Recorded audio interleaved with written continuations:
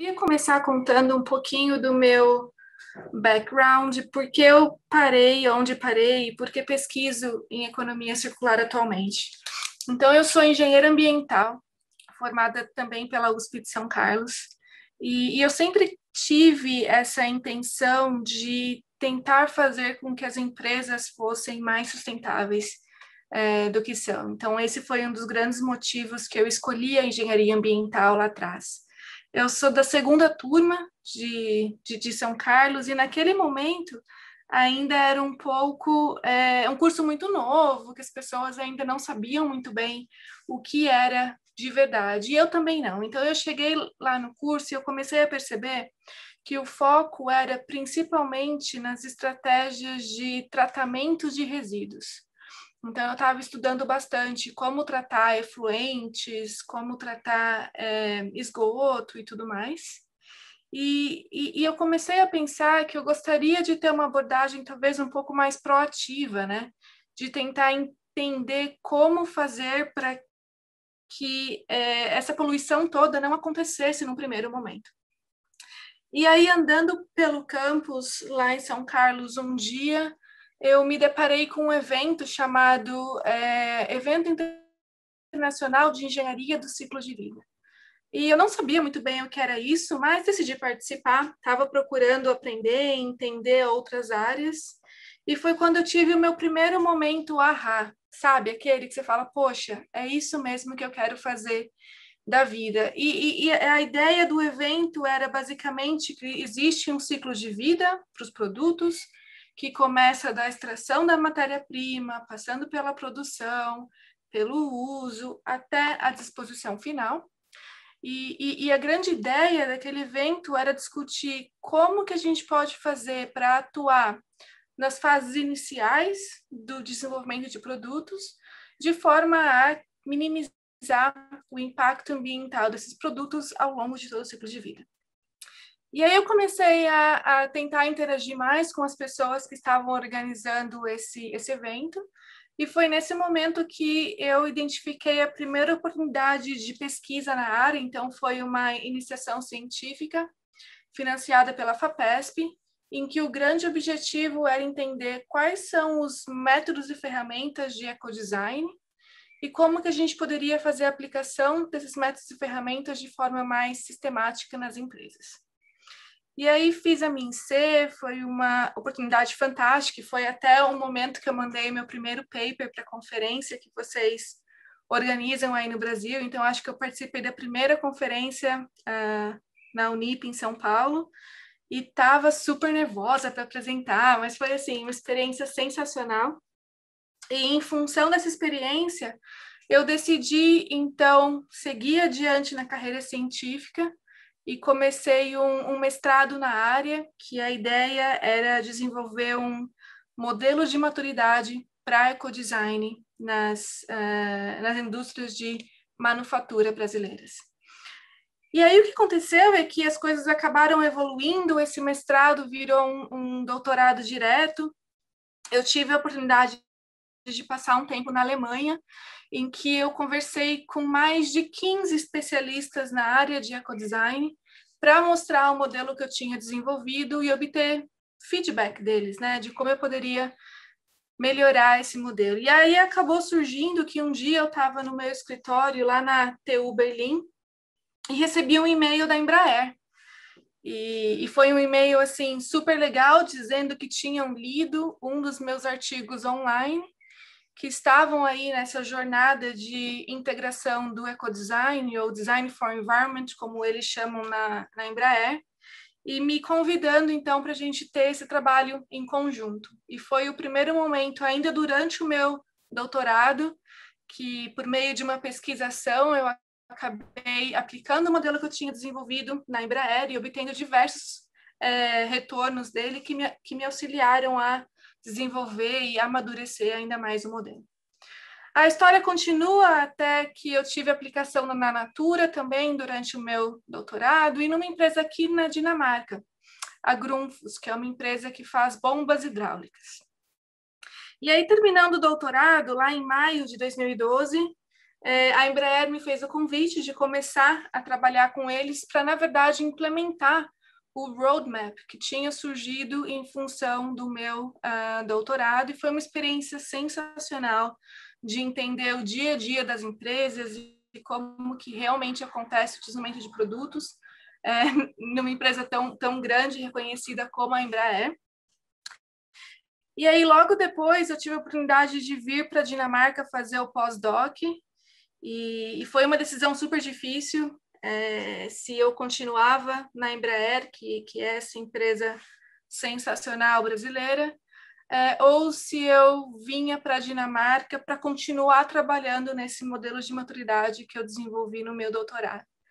E o que realmente me fez decidir vir para cá foi a possibilidade desse modelo continuar sendo desenvolvido e aplicado em muitas outras empresas. E isso realmente aconteceu na prática. Então, assim, desde que eu vim para cá, o modelo continuou sendo aplicado em empresas como a Philips, a Lego, a Coloplast, Steelcase, a Bose, nos Estados Unidos. Então, eu tive a oportunidade de ter esse impacto bem grande, não só na pesquisa, mas também em diversas empresas. E aí, ao longo do tempo, o modelo foi amadurecendo, de não só tratar de ecodesign ou das questões ambientais, mas também trazer as questões sociais e de negócio, e focar mais também não só no produto em si, mas no sistema produto-serviço. Então, no PSS, que a gente chama em inglês, né, o Product Service Systems. E aí, mais ou menos em 2015, 2016, começou essa grande nova onda da economia circular, que, no fundo, traz essas ideias de ciclo de vida, de ecodesign, design for environment, industrial ecology, product service systems, tudo junto para realmente auxiliar as empresas nessa transição para sustentabilidade por meio da economia circular. E aí a gente começou a fazer diversas pesquisas aqui na Dinamarca com relação a isso. E uma coisa que a gente entendeu logo no começo é que existia muito conhecimento com relação à economia circular, e as empresas estavam literalmente sendo bombardeadas com relação a novas ferramentas, workshops, relatórios, conferências sobre economia circular, mas elas realmente não sabiam se economia circular era algo que faria sentido para as empresas delas, no primeiro momento, mas também não sabiam como começar a implementar a economia circular. E foi aí que esse projeto que eu vou apresentar para vocês hoje surgiu. O nome dele é Match.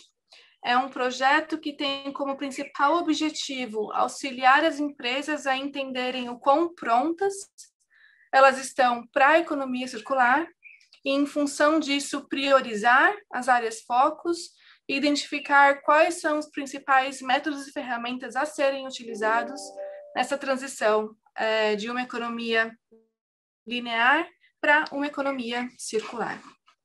E é claro que o grande argumento para as empresas tem a ver com esse decoupling, né, o desacoplamento da criação de valor com o consumo de recursos, e a principal ideia é que você consiga gerar mais valor aos seus clientes, não necessariamente tendo que produzir e vender mais produtos. Então, a ideia aqui é tentar otimizar o ciclo de vida inteira do produto, também por meio de estratégias de fechamento de ciclo de vida, para que todo esse valor seja gerado com o menor impacto ambiental possível. E aí essa argumentação toda, é claro, que foi super aumentada com o apoio da Ellen MacArthur Foundation, que é um dos grandes aí percussores da economia circular, comentando, através de um estudo com a McKinsey, que o potencial de implementação da economia circular na Europa é de cerca de 1,8 trilhões de euros por ano, até 2030. Então, o que aconteceu foi que várias empresas tinham interesse de entender como fazer essa transição da economia linear para a economia circular. E aí a grande pergunta que a gente tentou responder nesse projeto foi como que, do ponto de vista acadêmico, a gente pode desenvolver uma ferramenta que auxilie as empresas a entenderem o quão prontas elas estão para essa transição e, em função desse nível de prontidão, entender quais são os próximos passos a tomar para que essa transição aconteça. Reconhecendo que economia circular não é para todo mundo, existem empresas que realmente não faz sentido e economia circular, em alguns casos, traz resultados menos sustentáveis do que outras estratégias. Então, essa avaliação crítica é extremamente importante. Então, vamos lá. Como que a gente fez, né, para responder essa pergunta de pesquisa e quais foram os principais resultados que a gente obteve por meio dessa pesquisa? A gente acabou de publicar um paper na Sustainable Production and Consumption, que conta toda essa história, desde o comecinho do desenvolvimento da ferramenta e os primeiros testes, até o ponto que a gente está atualmente, com mais de 1.000 usuários, por mais de 40 países e tudo mais. Mas eu queria também contar um pouquinho dessa história para vocês hoje. E se vocês tiverem alguma dúvida ao longo do caminho e tal, fiquem à vontade para me interromper ou fazer as perguntas no chat, que a gente vai conversando. Então, o primeiro ciclo de desenvolvimento dessa ferramenta começou por meio de uma revisão sistemática da literatura. E o nosso principal objetivo era, por um lado, entender quais são as diferentes formas de medir prontidão de empresas, quais são as diferentes escalas que podem ser usadas e quais são os principais benefícios de cada uma delas, para que a gente pudesse entender qual seria mais apropriada para essa ferramenta de economia circular. E, por outro lado, a gente também tentou entender quais eram as principais dimensões importantes nessa transição, mas também dentro das dimensões, quais eram os principais aspectos que ajudariam a gente a medir essa prontidão das empresas. Então, esse primeiro ciclo foi totalmente teórico, com base na literatura, e auxiliou a gente a chegar nessa primeira versão, ou o primeiro protótipo do MET, dessa ferramenta. Nesse momento, ainda era um protótipo testado em papel, né, em workshops, com diversas empresas. E o nosso principal objetivo era realmente testar, identificar quais são os gaps, quais são os problemas e as oportunidades de melhoria, para que a gente pudesse vir com uma versão mais madura dessa ferramenta ao longo do tempo. Então, nesse momento, a gente teve 4 iterações em 4 workshops diferentes, com diversas empresas aqui da Dinamarca. A gente faz parte de uma rede de ecodesign e life cycle assessment. Então, esse pessoal foram os primeiros ali no primeiro workshop, um ambiente seguro, a testar essa versão em papel do protótipo. E, em função disso, a gente começou a fazer esses workshops e melhorando a cada workshop com outras empresas, até que no final desse segundo ciclo, a gente pôde atualizar a escala de prontidão, com base no feedback e aplicação e essa melhoria de um workshop após o outro. E também viemos com essa versão consolidada das dimensões e dos aspectos de prontidão. Então, essa foi a visão empírica da literatura que a gente tinha revisto e feito a versão teórica no primeiro ciclo. A partir desse momento, a gente começou o terceiro ciclo, que foi, então, partir dessa ferramenta em papel para uma ferramenta online, que é o que está disponível hoje. Eu posso mostrar para vocês mais tarde como funciona. É uma ferramenta aberta que qualquer um pode utilizar, e a ideia é que Quanto mais pessoas da mesma empresa usem a ferramenta, que é um autodiagnóstico, mais robustos serão os resultados de prontidão da empresa. Mas tudo isso começou, então, com esse protótipo de alta definição, em que a gente estava testando não só a lógica do sistema, mas também a interface com os usuários, né? E a experiência do usuário ao utilizar essa ferramenta online. Então, nós tivemos 3 iterações de teste alfa com pessoas internas da universidade, com empresas parceiras. E aí, em função das melhorias, tivemos a versão beta, com mais workshops para testes em empresas, tanto aqui da Europa, quanto dos Estados Unidos também. E aí, em função desse terceiro ciclo, a gente continua aperfeiçoando a ferramenta online, até que tivemos o lançamento da ferramenta final, que é a que está disponível atualmente na plataforma também, para uso gratuito de qualquer pessoa que tenha interesse. Então, o que eu gostaria... Agora eu contei a história do que foi desenvolvido e do processo, né?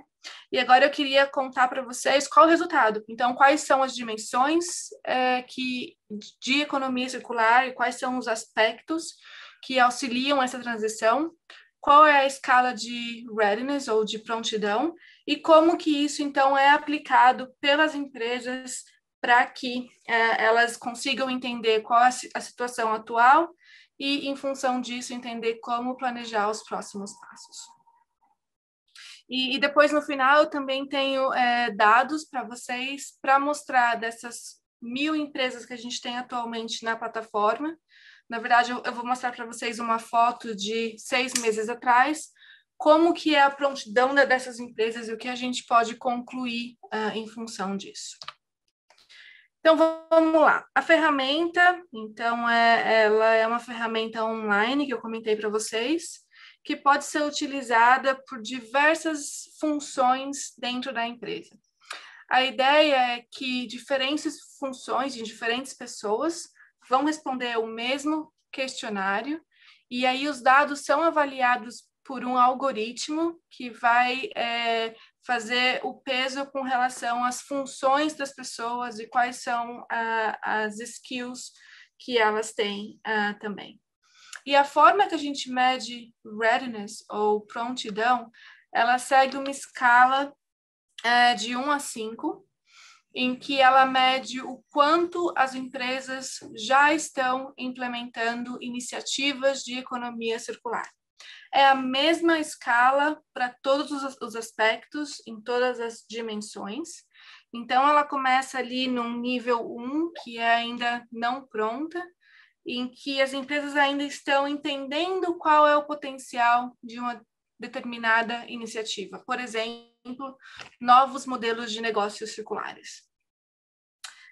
A partir do momento que a empresa começa a planejar uma implementação piloto de uma nova iniciativa, ela já está no nível 2, e que mostra que existe um comprometimento interno e que as empresas estão definindo formas de atuação que vão fazer com que os seus produtos ou propostas de valor seja mais circular.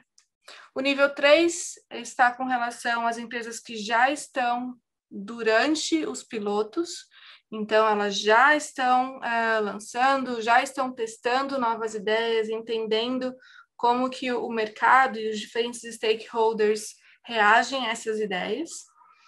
O nível 4, elas já entenderam que os pilotos foram bem-sucedidos, então o próximo passo é começar a planejar a escalagem, acho que é assim que fala, o scale-up dessas iniciativas, até que no nível 5, elas já estão escalando essas diferentes iniciativas.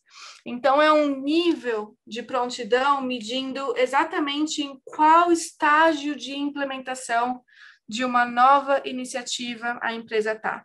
Se ela está entendendo o potencial, ou se ela já está fazendo os pilotos, ou se já está escalando para todo o negócio, todas as unidades de negócio da empresa. E aí vocês devem estar se perguntando, ok, legal, agora eu entendo como que você mede prontidão, mas quais são as dimensões que são importantes para essa transição de uma economia linear para a economia circular? Então, por meio da literatura e também por meio de todos esses workshops que a gente teve com mais de 50 empresas, nós chegamos nessas 8 dimensões principais de prontidão para a economia circular. Então, no centro, nós temos a dimensão da organização, com todas as atividades, processos, ferramentas, conhecimento e treinamento que é importante para que os diferentes stakeholders dentro da empresa tenham um entendimento da economia circular e saibam como aplicar no dia a dia.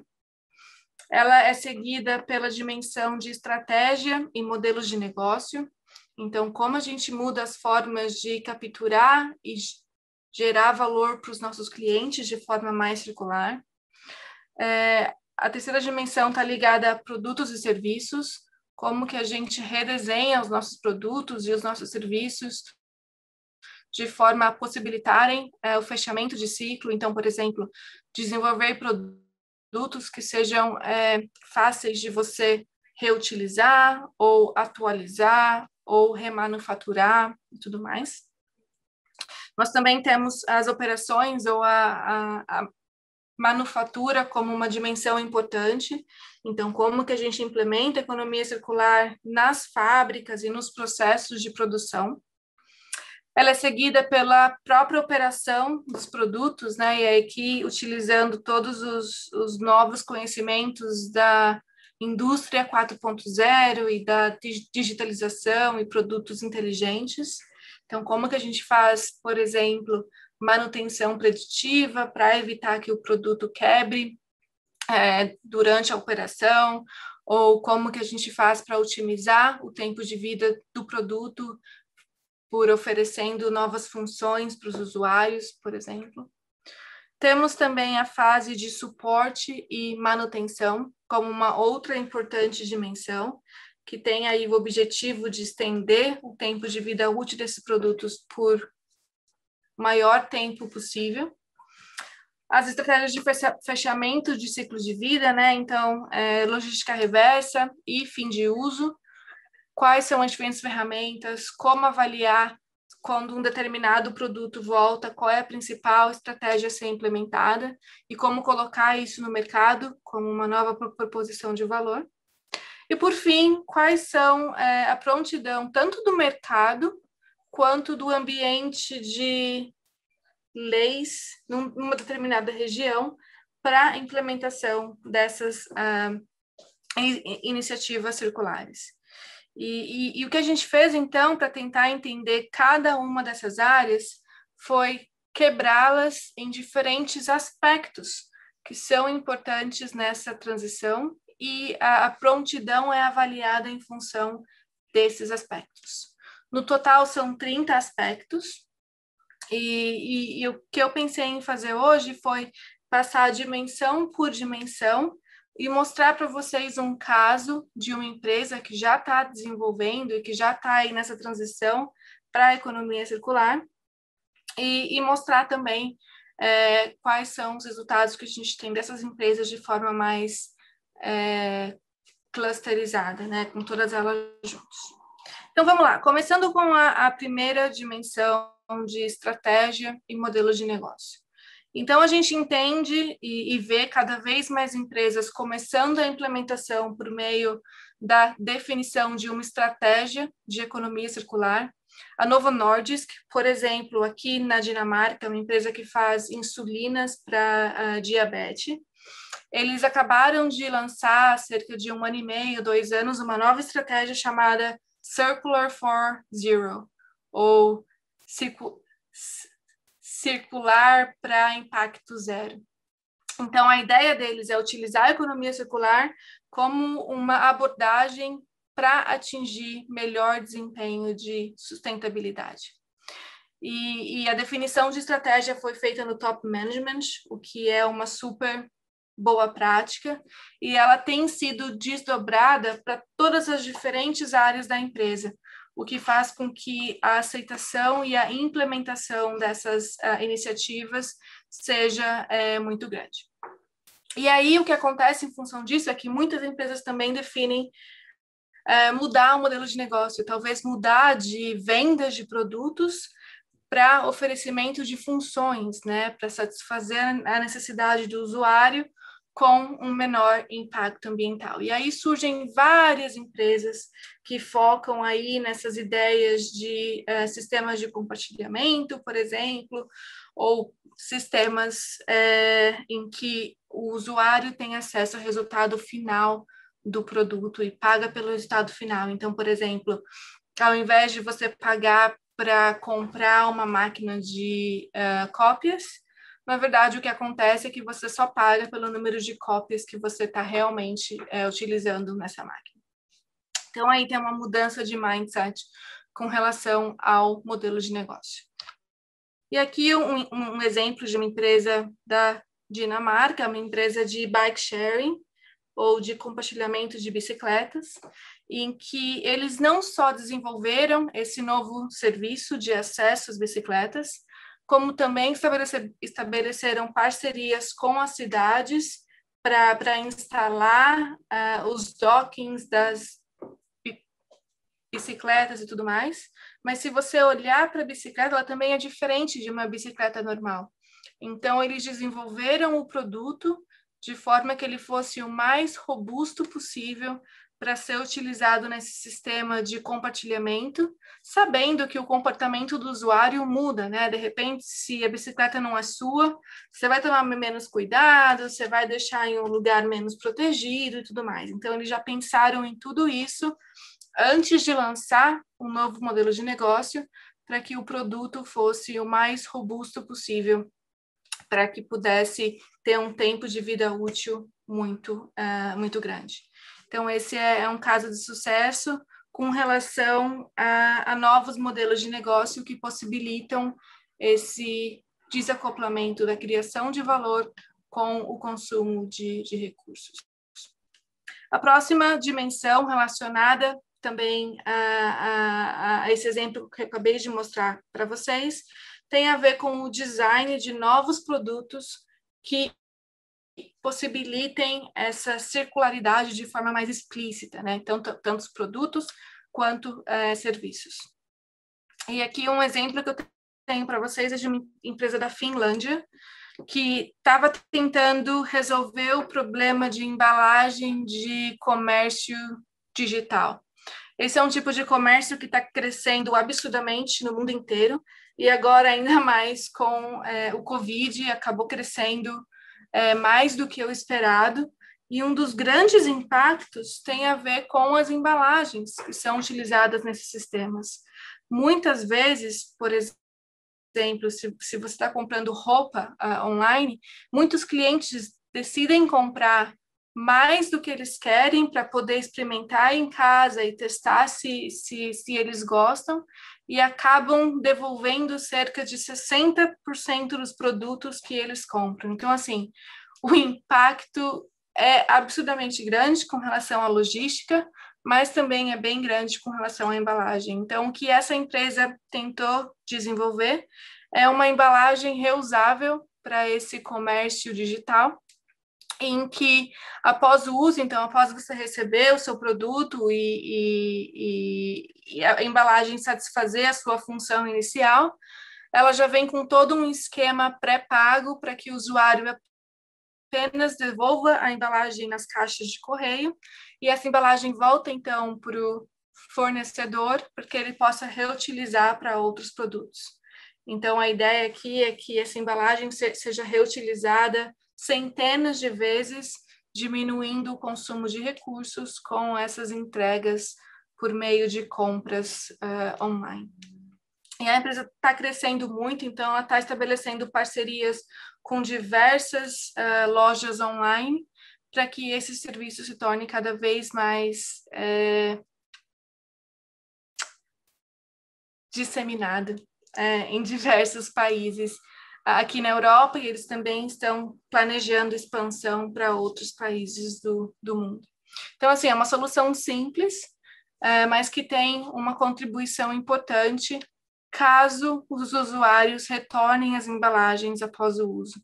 Então, tem um esforço muito grande de tentar entender como fazer para que isso aconteça de forma efetiva. A próxima dimensão relacionada à manufatura e cadeia de valor. Então, tentando entender nas fábricas como ser mais circular, mas também nas colaborações com diferentes parceiros da cadeia de valor, tanto a montante quanto a jusante dessa cadeia, de forma que iniciativas de colaboração aconteçam para que esse ciclo de vida seja fechado da forma mais eficiente possível. E esse ponto é muito importante, porque existem várias empresas que tentam começar a fazer a transição para a economia circular por elas mesmas, sem entender como colaborar com outras empresas e acabam tendo uma experiência de muita resistência e de muita dificuldade nessa transição. Então, o que a gente sempre recomenda é entender como colaborar com outros parceiros da cadeia de valor. E um dos exemplos que a gente tem é de um projeto que eu também participei aqui na Dinamarca, junto com a Carlsberg, que é uma das grandes cervejarias do país. E eles tinham lá essa economia circular como uma estratégia há mais de 7 anos. E eles estavam tentando entender como minimizar o impacto das embalagens que eles estavam produzindo. E aí entraram em contato com uma pequena empresa aqui da Dinamarca chamada EcoExpec, na época, que estava tentando desenvolver uma nova tecnologia que iria possibilitar novas embalagens feitas a partir de papel. Então, a ideia era que essas embalagens fossem 100% biodegradáveis e que, ao final de vida útil, caso o usuário não as enviasse para reciclagem, que é o sistema tradicional aqui na Dinamarca, que essas embalagens, então, iriam biodegradar no ambiente de forma natural, tendo um impacto muito menor do que se fosse uma embalagem de alumínio ou de vidro. E a ideia era muito interessante, mas ela possibilitava ou ela requeria uma mudança total da cadeia de valor, tanto com relação a quais são os fornecedores que a Carlsberg iria colaborar para matéria-prima de embalagem, mas também com relação ao processo produtivo, porque é totalmente diferente a forma como você não só produz essa embalagem, mas também envasa a cerveja posteriormente.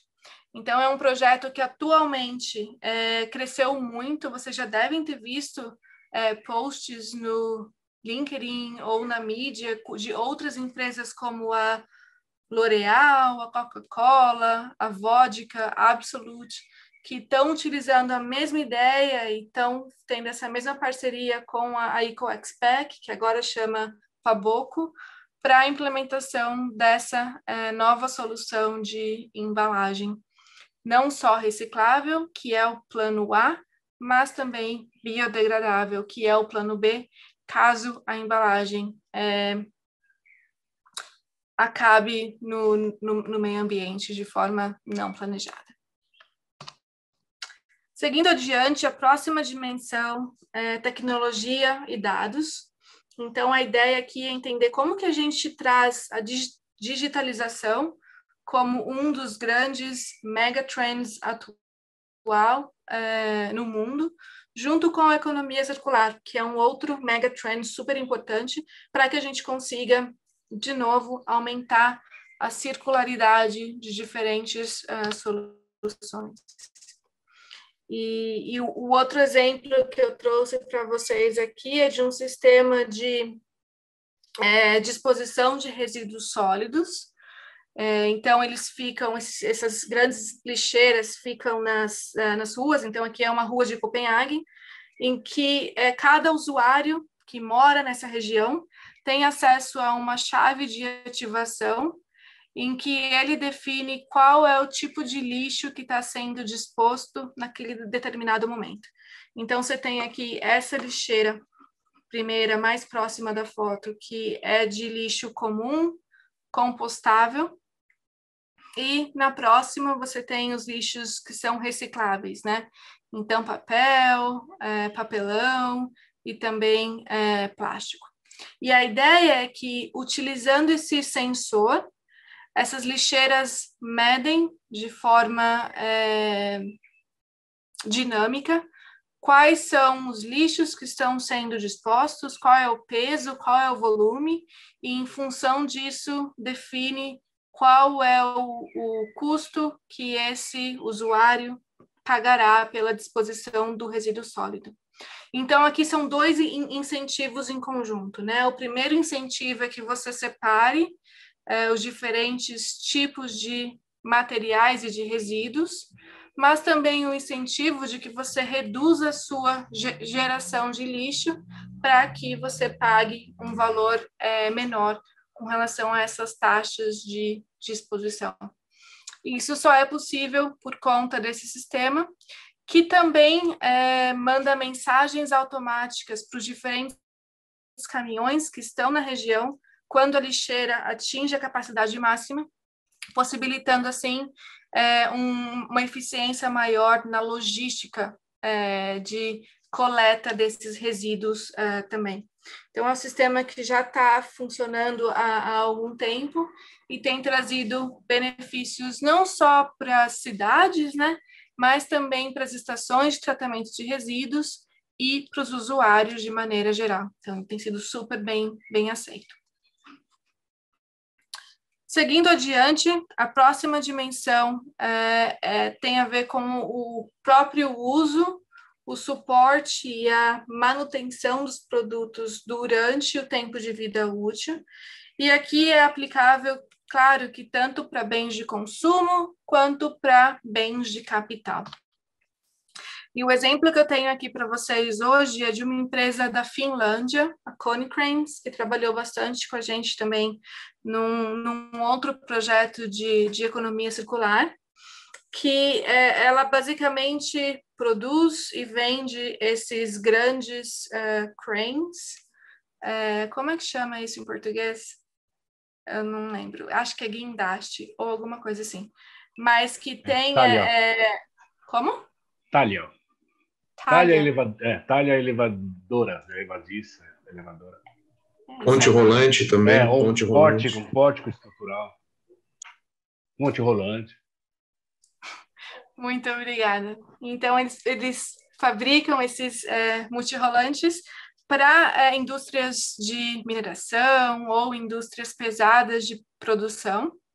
E o que acontece é que, sendo um bem de capital, é extremamente importante que esses produtos estejam funcionando 24 horas por dia, todos os dias da semana. E qualquer momento que tenha uma falha desses produtos, toda a produção para, e isso tem um impacto muito grande, tanto econômico quanto de produção de output para essas empresas. E o que eles têm desenvolvendo cada vez mais é a utilização de sensores nesses produtos, em que eles conseguem entender para todos os diferentes componentes qual é o estado atual de operação, e eles conseguem prever com um grande grau de antecedência quando uma determinada parte ou componente pode falhar. E aí o que eles fazem é essa manutenção preditiva, né? Em que eles trocam esses componentes antes que eles quebrem, e isso faz com que você não só tenha um maior tempo operacional do produto, mas também evita que outros potenciais componentes e sistemas quebrem, tendo um impacto aí cada vez maior. Então, a ideia é que, com essa manutenção preditiva, eles conseguem ter uma operação mais eficiente e também conseguem prolongar o tempo de vida útil dos diferentes partes, componentes e subsistemas do produto. Isso não é nada novo, tem muitas empresas que fazem isso, e eu acho que esse é um ponto principal também que a gente tem que desmistificar um pouquinho, porque tem muita empresa que já tem iniciativas de economia circular, mas que realmente não sabem, e que com esse maior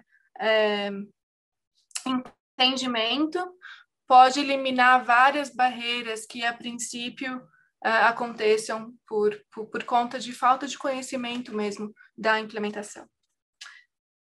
A próxima dimensão, e essa é a dimensão número 6, então a gente tem mais duas depois dessa, mas essa tem a ver com a logística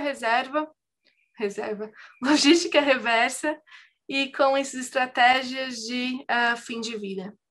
Então, a ideia aqui é entender como a gente faz, no primeiro momento, para ter acesso aos produtos depois do tempo de vida útil, mas também como entender qual é a melhor estratégia de fim de vida a ser implementada. Algumas vezes, dependendo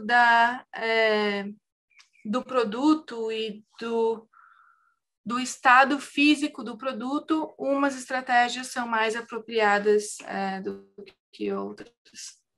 E aí uma empresa também aqui da Dinamarca que está crescendo bastante é a Refurb, que trabalha com fim de vida de equipamentos eletroeletrônicos.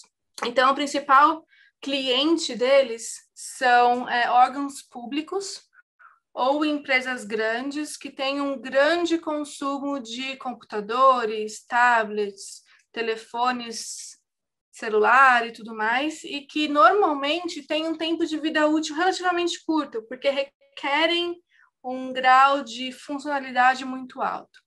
Então, normalmente, nessas empresas, depois de 2, 3 anos, os produtos já atingem o fim de uso. E o que acontecia antes da Refurb é que esses produtos realmente iam para um estado de uso muito baixo, ou eram tratados como e-waste. E aí a ideia deles foi, então, ter acesso a esses produtos no fim de uso, remunerar as empresas para oferecer um incentivo e fazer todo o sistema de segurança, né? Então, tirando todos os dados e limpando todos os discos, depois entendendo qual é o padrão de funcionalidade de cada parte e componente desses produtos, e aí usando estratégias de remanufatura para que esses produtos atinjam novos usuários numa segunda, terceira, quarta vida. E uma estratégia interessante deles é que eles têm um selo de certificação para cada produto, de acordo com o nível de função que ele pode oferecer. Então, é o bronze, prata e ouro, e isso também facilita a compra pelos usuários, e que eles podem, então, pesquisar pelos produtos que tenham um desempenho parecido com o que eles estão procurando. A empresa também está crescendo absurdamente e está movimentando um mercado de segunda, terceira, quarta mão, que até então não existia ou não era tão forte assim aqui na Dinamarca. E eles estão ganhando diversos prêmios por conta dessa iniciativa. A próxima dimensão é uma dimensão mais externa, e tem a ver com a prontidão do mercado e com a prontidão das leis para que você consiga fazer essa transição da economia linear para a economia circular. E o outro exemplo que eu tenho é de uma outra empresa dinamarquesa. Essa é uma startup, na verdade.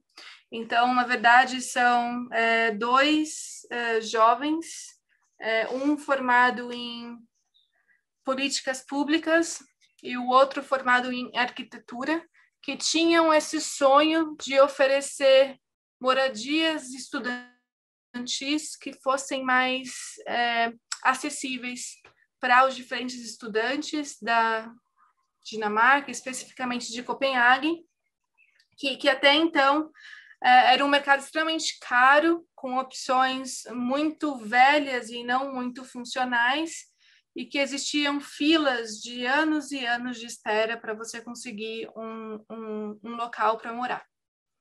Então, esse era um dos objetivos. O outro objetivo, esses dois caras, eles são extremamente visionários do ponto de vista de sustentabilidade, e eles gostariam não só de oferecer essa moradia para os alunos, mas também gostariam de utilizar áreas dentro da cidade de Copenhague que por muitos motivos não eram utilizadas. Então, por exemplo, áreas que antigamente eram industriais ou áreas de portos que foram desativadas e que ainda não têm toda a infraestrutura para uma família morar. Então, por exemplo, não tem escola, não tem tanta opção de parques e tudo mais. E tentar fazer com que a instalação dessas vilas valorizassem essas áreas para que daqui a 10, 15 anos elas pudessem se tornar áreas mais integradas à cidade e áreas que fossem também mais próprias para essas áreas residenciais.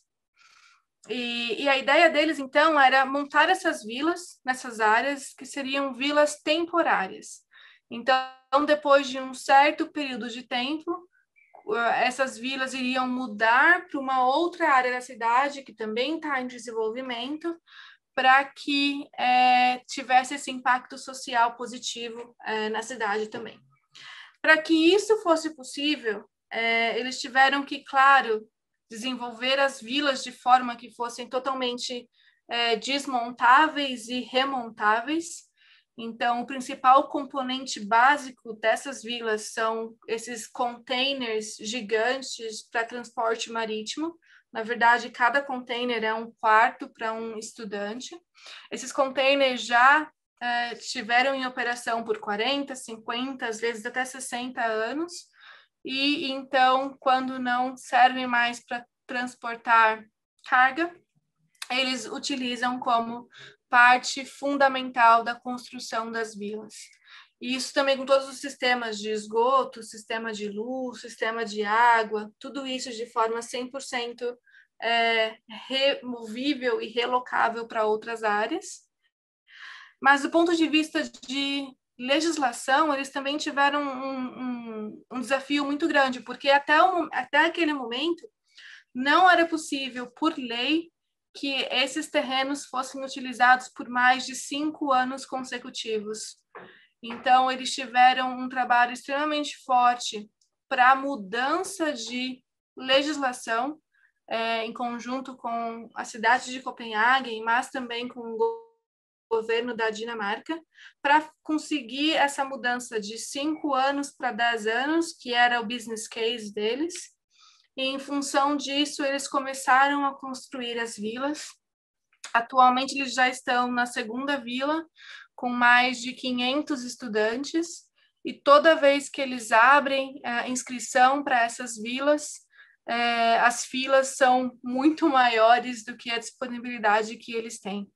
E eles têm também a preocupação muito grande de ter uma área social importante nessas vilas. Então, o que eles fazem é tentar selecionar estudantes de diversas universidades, mas também de diversas áreas, para que esse ambiente seja o mais diverso e o mais culturalmente social possível. Então, é um caso de sucesso que, para ser implementado, necessitou uma mudança de legislação. E a gente vê esse foco muito grande na Europa também. Existe um foco muito grande em identificar quais são as diferentes leis que tentam barrar a implementação da economia circular, para que elas sejam mudadas e para que novas leis sejam implementadas também. E a última dimensão tem a ver com a organização da empresa, né? Então, quais são os diferentes processos, ferramentas, conhecimentos que os diferentes funcionários precisam ter para serem prontos para essa transição.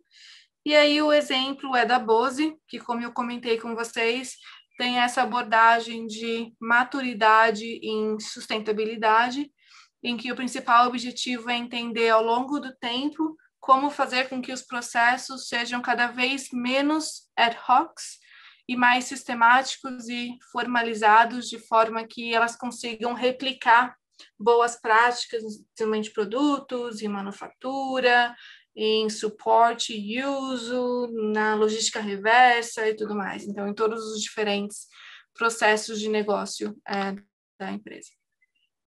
Então, com isso, eu contei para vocês quais são as 8 dimensões e quais são a escala que a gente usa para medir a prontidão. E eu queria rapidamente dar um overview para vocês de quem está utilizando essa plataforma atualmente e quais são os dados que a gente tem, né? Então, essa primeira versão da plataforma online foi lançada pela primeira vez em 2019 e os dados que a gente tem aqui traz as informações dessas diferentes empresas que têm implementado. Só vou mudar para essa tela aqui, que ela é clicável. Então, a gente consegue acompanhar junto qual é as diferentes áreas que a gente tem hoje na plataforma. Então, como eu comentei com vocês, essa é uma visão de cerca de 6 meses atrás, em que a gente tinha cerca de 700 usuários na plataforma. Hoje já são mais de 1.000 diferentes usuários, com mais de 300 empresas que estão dispersas em diferentes setores. Então, aqui a gente consegue ver os diferentes setores atualmente. Os com maior representatividade são os setores de manufatura de eletrônicos, de plásticos, de móveis e também de produtos farmacêuticos e têxteis. Mas a gente vê aí o interesse de diversas áreas setoriais, o que traz uma indicação da possibilidade de implementação da economia circular em diferentes setores produtivos. Essas empresas e esses usuários estão em mais de 38 países, incluindo o Brasil, mas a grande concentração é, claro, aqui na Europa e também na América do Norte.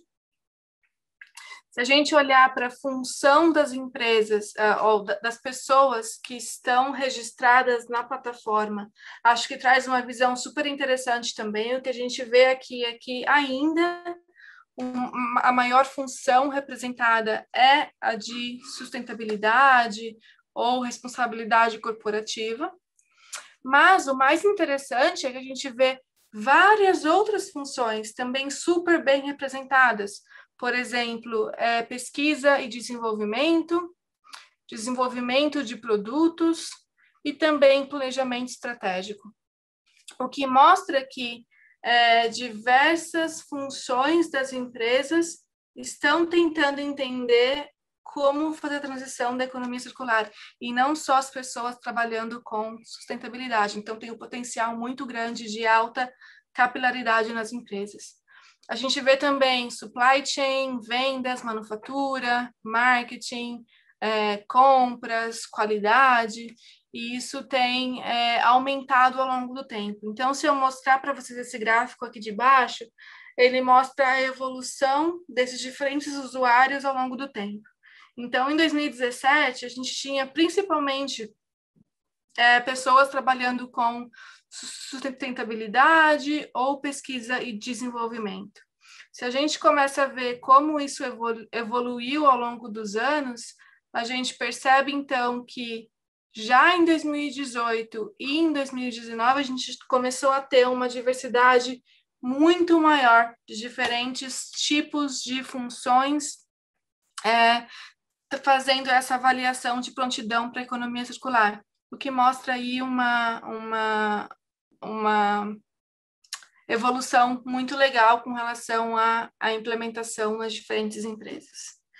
E aqui só uma questão mais demográfica. Então, a grande parte das empresas que a gente tem são B2B, business to business, mas também temos empresas que estão em mais de 400 usuários, e aí cerca de 230 usuários são de business to consumer.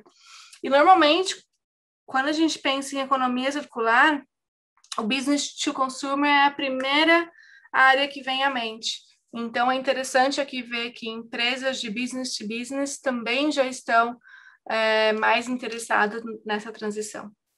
E, por fim, a gente ainda vê uma predominância de empresas grandes, mas empresas pequenas, micros ou médias, já mostram também um grande interesse. Eu acho que essa é uma área interessante também, que eu não tenho gráfico, mas quando a gente compara a prontidão de empresas grandes com relação a empresas pequenas, as empresas pequenas tendem a ser mais prontas do que as empresas grandes para a implementação da economia circular. Esse pode ser um ponto da nossa discussão um pouquinho mais para frente.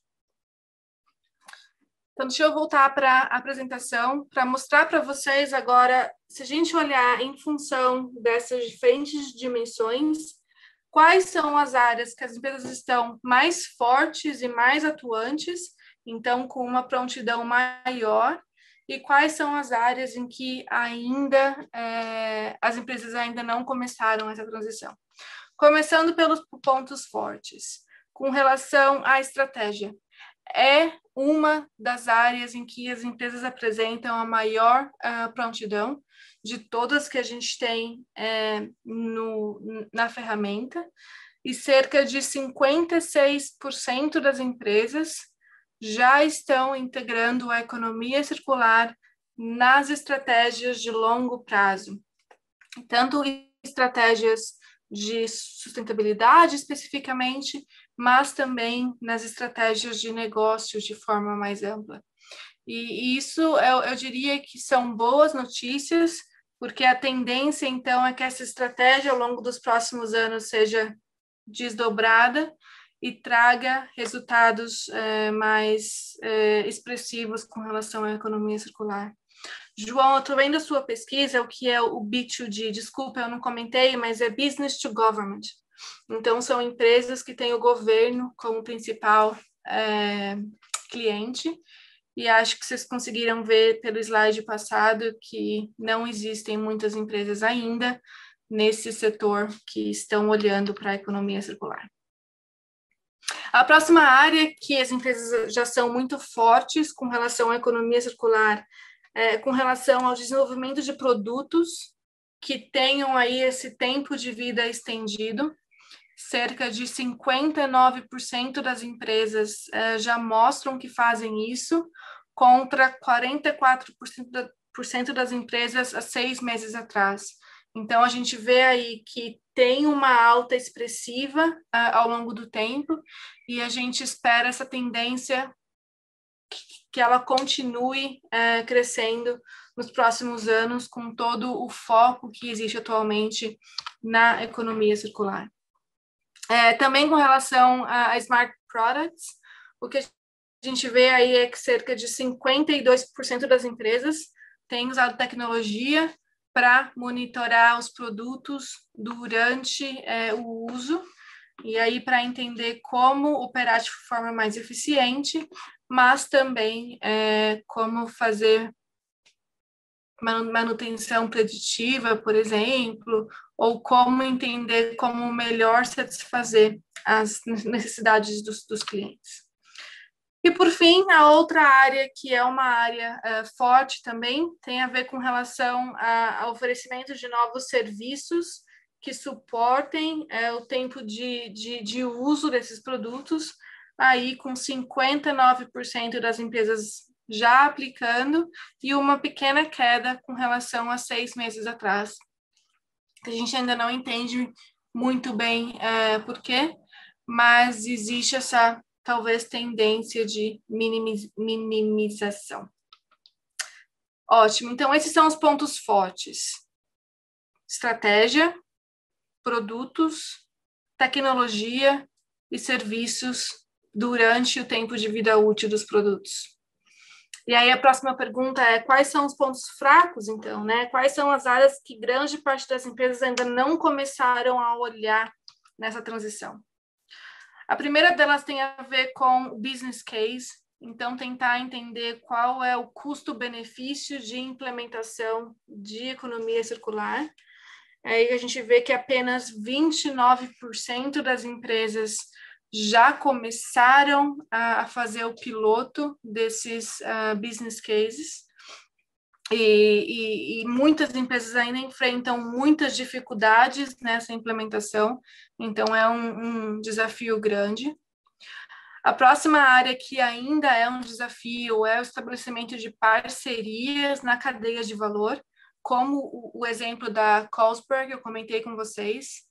Muitas empresas ainda estão olhando internamente para tentar entender como implementar e não começaram a olhar externamente e a entender como todo o ecossistema de outras empresas pode auxiliar nessa transição.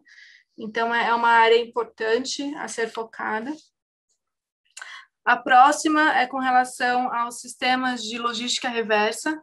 Apenas 33% das empresas já têm esses sistemas operando, e é um potencial muito grande de geração e captura de valor, que, se não realizada pelo OEM, então pela empresa de manufatura original, tem sido realizada por outros atores da cadeia de valor, como a Refurb, que eu comentei com vocês. Por fim, só para sumarizar, então, as 3 áreas com maiores desafios são desenvolvimento do custo-benefício, né, ou do business case, estabelecimento de novas parcerias na cadeia de valor e a definição desses sistemas de logística reversa para os produtos no final do tempo de vida útil desses produtos. E acho que a última coisa que eu queria comentar com vocês, já faz 1 hora que eu estou falando, quero conversar um pouquinho também, é que eu queria convidar vocês, então, para darem uma olhada na plataforma, né, o match.dk. Ele está disponível atualmente tanto em dinamarquês quanto em inglês, e a gente tem a intenção aí de começar a estabelecer parcerias em diversos países para que todo o conteúdo seja traduzido para a língua local, porque a gente sabe que é muito mais fácil para engajar diversas empresas quando todo o conteúdo é na língua local. Mas, por enquanto, se vocês utilizarem o Chrome e mandarem traduzir do inglês para o português, funciona razoavelmente bem. Então, eu diria que já dá aí como um primeiro protótipo de utilização por empresas do Brasil, para que elas também possam se beneficiar um pouquinho da pesquisa que a gente está desenvolvendo por aqui. Mas o que eu também queria dizer é que essa avaliação do nível de prontidão é apenas o primeiro passo dessa plataforma, né? Então, os usuários, eles se registram, eles respondem as diferentes perguntas com relação a essas 8 dimensões, e aí, em função disso, eles têm uma imagem do quão pronto eu estou nas diferentes dimensões. Mas isso é apenas olhar no espelho e saber qual é a situação atual. Então, a ferramenta também auxilia na identificação de pontos fortes e fracos com relação a benchmarking, tanto interno na empresa, por diferentes unidades de negócio, mas também externo. Então, qualquer empresa que faça essa avaliação, ela vai ter acesso ao dado consolidado de todas as outras empresas que estão na plataforma também. Então, ela consegue comparar com relação ao mesmo setor, ou à mesma região, ou ao mesmo tamanho de empresa, o quão a prontidão dela varia com relação às outras empresas. E Depois disso, ela também tem acesso a diversas ferramentas. Então, hoje na plataforma já são mais de 70 ferramentas diferentes, que estão classificadas em função do nível de prontidão das empresas para cada uma das dimensões. Então, a partir do momento que a empresa define quais são as áreas estratégicas a serem seguidas, a plataforma oferece uma sugestão de quais são as melhores ferramentas a serem implementadas, e elas também podem fazer o download e entender o passo a passo de como aplicar a ferramenta, quais são os templates que eles podem utilizar e tudo mais. Então, a ideia aqui é não só entender o quão prontas as empresas estão, mas também auxiliá-las na transição, por meio do benchmarking, para entender como identificar quais são as áreas foco de implementação, mas também quais são as ferramentas que podem ser utilizadas para a transição. E no site vocês conseguem ver também vários casos de várias empresas que a gente tem trabalhado e como foi esse processo com eles, desde a definição da prontidão até a implementação de novas iniciativas que auxiliaram aí uma transição mais rápida para a economia circular. Bom, então era isso. Gente, super obrigada pela atenção. E esse é um pouquinho, então, da pesquisa que a gente faz aqui na Dinamarca com relação à economia circular, mas sempre tendo essa visão crítica que circular nem sempre é mais sustentável e que é necessário ter essa visão crítica para que a gente realmente consiga aplicar o conhecimento científico que a gente desenvolve nas pesquisas em empresas, porque no fundo são elas que realmente podem fazer o impacto e podem mudar a forma como a gente consome produtos e serviços de uma forma mais circular. Então é isso. Super obrigada pela atenção e eu estou, claro, disponível para perguntas.